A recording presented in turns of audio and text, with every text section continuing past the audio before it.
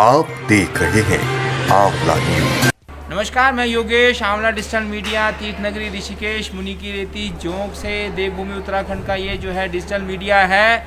इस वक्त हम जो है मुनि की रेती के पूर्णानंद इंटर कॉलेज में हैं। लेकिन जो सबसे बड़ा सवाल हमारे सामने पैदा हो रहा है वो कोरोना के समय जो शिक्षा प्रभावित हुई, जो 23 मार्च से लेके 1 नवंबर तक जो स्कूल बंद रहे, उससे शिक्षा कितनी प्रभावित हुई। हम लोग यहीं के टीचरों से जानेंगे। सबसे पहले उनका परिचय जानते हैं। सर, आपका शुभ नाम क्या है? मैं डॉक्टर विवेकानंद शर्मा, हिंदी प्रवक्ता। जी, ये सर आप बताइए कि कोरोना काल में शिक्षा कितनी प्रभावित हुई? हाँ सर, बहुत प्रभावित हुई है। जो कि बच्चे ऑनलाइन कभी जाना ही नहीं था, बच्चों ने मोबाइल में कैसे पढ़ाई होती है उससे अपरिचित थे। तो एकदम से बच्चों को एक नई चीज़ मिली कि ऑनलाइन पढ़ाई हो रही है, मोबाइल में सब कुछ। मोबाइल में बच्चे उतना समझ नहीं पा रहे थे। जब टीचरों के सामने होता है तो किसी भी विषय को वो खुल के समझता है, पूछता है जब टीचर के सामने होता है।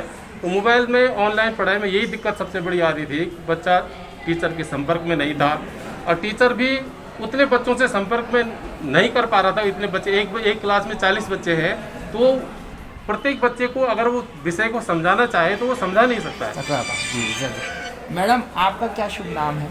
मेरा नाम मिसेस पूजा नौटियाल है। मैं यहाँ पे सोशल साइंस में हूँ, एलटी में। तो जो आपका क्वेश्चन है उसके रेफरेंस में ये कहना चाहूँगी कि ये एक बहुत बड़ा चैलेंज है टीचर्स के लिए भी और स्टूडेंट्स के लिए भी, क्योंकि ना तो स्टूडेंट्स इसके लिए प्रिपेयर थे, ये कोई प्रिडिक्टेड नहीं था कि ऐसा होना है। मार्च टू नवंबर बहुत बड़ा डिस्टर्बेंस जो है ये टीचर्स और स्टूडेंट दोनों के लिए था।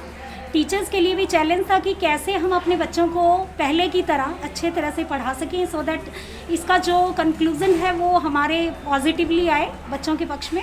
और बच्चों के लिए भी एक चैलेंज था, क्योंकि उनके लिए भी ये बिल्कुल न्यू थिंग थी, ऑनलाइन पढ़ना और अपने सिलेबस को पूरी तरह से समझ लेना, ऑनलाइन क्लासेस में लाइव आना बहुत टफ रहा है स्टूडेंट। सर, आप भी अपना परिचय दीजिए। मैं विनोद कुलियाल हूँ, यहाँ पे एलटी मैथमेटिक्स में हूँ जी। और ये जो मार्च से लेकर नवंबर तक बच्चों के साथ ये कोविड की वजह से पढ़ाई में जो बाधा पहुँची, उसमें दूसरा रास्ता अपनाया गया ऑनलाइन क्लासेस का, जो कि विभिन्न माध्यमों से पढ़ाए गए।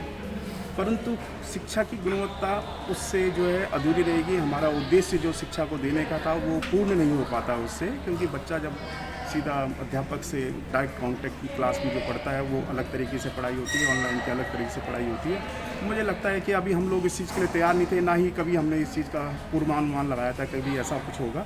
परंतु उससे भी काफ़ी सार्थक परिणाम आए, बच्चों ने काफ़ी कोशिश करी इसमें। सर, आपका परिचय और कोरोना से जो शिक्षा प्रभावित हुई है इसके बारे में बताइए। नमस्कार सर, मैं चंद्रमोहन रोथान, प्रवक्ता अर्थशास्त्र। जो कोरोना काल में हमारे शिक्षण संस्थान बंद रहे, इसके लिए एक नया तरीका ईजाद हुआ कि भाई ऑनलाइन शिक्षण, और बच्चे उससे जुड़े भी। थोड़ा इंटरेस्टिंग भी था कुछ बच्चों के लिए, लेकिन बाद में उसमें भी बोरियत आनी शुरू हुई। बोरियत इस तरह से आनी शुरू हुई, तो स्वास्थ्य पर प्रभाव पड़ रहा है बच्चों का। घंटों मोबाइल में रहना, घंटों लैपटॉप में रहना, देखना उसको, तो उनके स्वास्थ्य पर बहुत प्रभाव पड़ा इस चीज़ का। और दूसरी चीज़ मैं कहना चाहूँगा कि ऑनलाइन पढ़ाई भी ठीक है, लेकिन उसमें भी ये होना चाहिए कि थोड़ा कम। आगे भी, अभी तो कोरोना काल है, चलो इस कारण हो रहा है, लेकिन आगे भी इस पढ़ाई को जारी रखना चाहिए वैसे, लेकिन कम उसमें, कम स्तर पे। ठीक। ये हमारे साथ टीचर गण थे जिन्होंने बताया कि कोरोना से शिक्षा कितनी प्रभावित हुई। वहीं बच्चों से भी जानेंगे, बच्चे भी जानेंगे कि ये इनकी कितनी आपका शुभ नाम क्या है? मेरा नाम ईशा है, मैं 12th क्लास में। अच्छा, कोरोना से क्या शिक्षा व्यवस्था प्रभावित हुई आप लोगों की? हाँ, प्रभावित हुई है। ऑनलाइन पढ़ाई ठीक तो है, पर जो क्वेश्चन हम सर से पूछ सकते हैं अच्छे तरीके से भी नहीं पूछ सकते, ज़्यादा कुछ समझ भी नहीं आता है ऑनलाइन में। हाँ ठीक। ये आपका क्या शुभ नाम है? मेरा नाम अभिषेक उटोला है, मैं 12th क्लास में पढ़ता हूँ। अच्छा, ऑनलाइन से कितना मज़ा आया पढ़ाई करने में? सर, ऑनलाइन में उतना नहीं आता था जितना कि टीचर के सामने हमें जो सवाल पूछने होते हैं हम वो पूछ पाते हैं। ऑनलाइन में वो सवाल हम पूछ नहीं पाते, डिस्कस नहीं कर पाते सर से कि इसके विषय में, और इसमें बहुत सारी दिक्कतें हुई हैं। कभी तो नेट भी नहीं आता है, तो उसमें पढ़ाई में भी वो नहीं हो पाता है, पढ़ाई भी नहीं। ये हमने टीचरों से भी जाना, बच्चों से भी जाना कि कोरोना काल में जो ऑनलाइन शिक्षा व्यवस्था थी वो किस तरीके से रही। अब ये जानेंगे कि जो 1 नवंबर के बाद से स्कूल खुले, कितना सुरक्षित है यहाँ पर बच्चा आना और उनका पढ़ना, और खुद टीचरों का भी सुरक्षा कितना है कोरोना का, ये जानेंगे सर।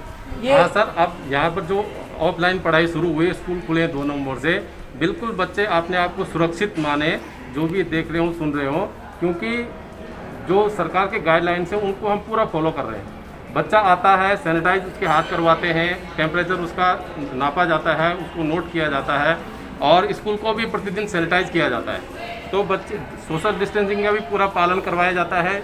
एक क्लास के हमने 3-3 क्लास बनाए हुए हैं, तो बच्चे उचित दूरी में बैठ रहे हैं, तो बच्चों को आने में कोई दिक्कत नहीं होनी चाहिए, कोई परेशानी नहीं होनी चाहिए। बच्चे स्कूल आए, अपनी पढ़ाई जारी रखें। ये मैडम पढ़ाने में कितनी सुविधा हो रही है, दुविधा हो रही है कोरोना काल के बाद?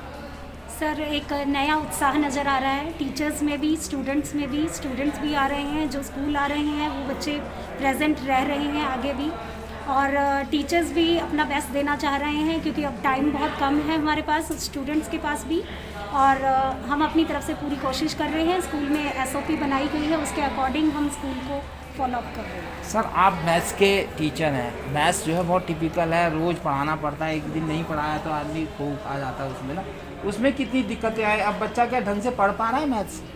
जब ऑनलाइन था तो बच्चे की जो समस्याएं थी वो प्रेजेंट में जितना पूछ पाता था उतना ही उसको जवाब मिल पाता था, लेकिन कक्षा का माहौल और ऑनलाइन के माहौल में बड़ा अंतर है। कक्षा में बच्चा जो है अध्यापक के सीधा सामने होता है, फेस एक्सप्रेशंस हो गए, कई एक्सप्रेशन से समझ जाता है कि कितना समझ रहा है, कितना नहीं समझ रहा है, जबकि ऑनलाइन में ये संभवतः दिखता नहीं है ना, हम बच्चा भी नहीं एक्सपोज कर पाता अपने आप को और हम भी ज़्यादा एक्सपोज नहीं कर पाते। ये जो बच्चे आए अभी ऑनलाइन के बाद, जो 6-8 महीने का जो अंतर रहा, इसमें आपने देखा कि बच्चे की मैथ्स कमज़ोर हुई है इसमें?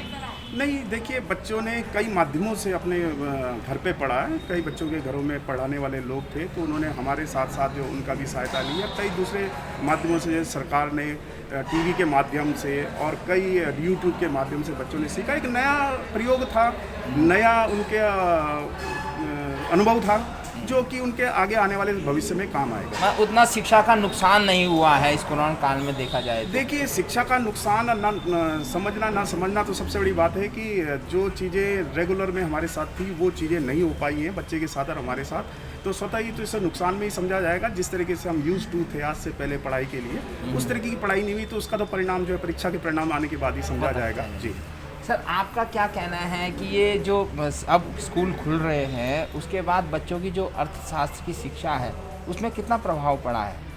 सर प्रभाव तो बहुत पड़ेगा। ऑफलाइन तो ऑफलाइन ही है और ऑनलाइन ऑनलाइन ही है। जो चीज़ें बच्चे समझना चाहते हैं, प्रॉपर बोलना चाहते हैं, वो उतना डिस्कस ऑनलाइन में तो हो नहीं सकता जितना वो सामने कर रहे हैं। लेकिन बड़ी बात यह है कि अभी भी बच्चों में जो स्कूल में जो छात्र संख्या होनी चाहिए क्लासों में बच्चों की, वो नहीं है, वो नहीं हो पा रही है। माने अभिभावक डर रहा है, बच्चों को अभिभावक डर रहा है और बच्चे भी डर ही रहे हैं। माहौल ऐसे है कि अब संक्रमण वाला क्षेत्र ये था ही, तो आप जैसे आपको पता है कि क्वारंटाइन सेंटर यहाँ पर बनाया गया था, तो लोगों के अंदर डर का माहौल है। इसलिए कैसे भगाएंगे इस डर को आपके ख्याल से? मेरे हिसाब से लोगों को जागरूक होना चाहिए और जिस तरह से हम उनसे संपर्क करने की कोशिश कर रहे हैं, हम ये चाह रहे हैं कि अब जो बोर्ड परीक्षा के जो हमारे छात्र छात्राएं हैं, इनके अभिभावकों को हम 10-10 अभिभावक करके उनसे मिलें, उनको स्कूल बुलाएं और उनसे बातचीत करें। और वो जब अभिभावक लोग स्कूल में आएंगे और देखेंगे कि उनके बच्चे कितने सुरक्षित हैं, तो वो भी तब मुझे लगता है कि वो भेजेंगे बच्चे। इसी संबंध में बच्चों से भी पूछते हैं कि इनके जो साथी लोग हैं इनको कैसे स्कूल बुलाया जाए, कैसे उनके अंदर कोरोना के डर को ख़त्म किया जाए, कैसे करें बच्चा दूसरे बच्चों को बुलाने के लिए? उनके मम्मी पापा को बुला के दिखाया जाए कि और बच्चे भी ठीक तरह से रह रहे हैं, सारे नियमों का पालन किया जा रहा है, कि उनके अंदर भी ये भावना डालनी चाहिए कि उन्हें अपने बच्चों को स्कूल भेजना चाहिए, क्योंकि ये ज़रूरी है। आपका क्या कहना है? दूसरे बच्चों के अभिभावकों को हमें बोल के कि स्कूल में भी सोशल डिस्टेंसिंग का पालन किया जा रहा है, सैनिटाइजर वगैरह सब यूज किए जा रहे हैं। इसमें आपके हमारी सुरक्षा है स्कूल में, और इसी कारण हम स्कूल में बच्चों को बुलाने की करें।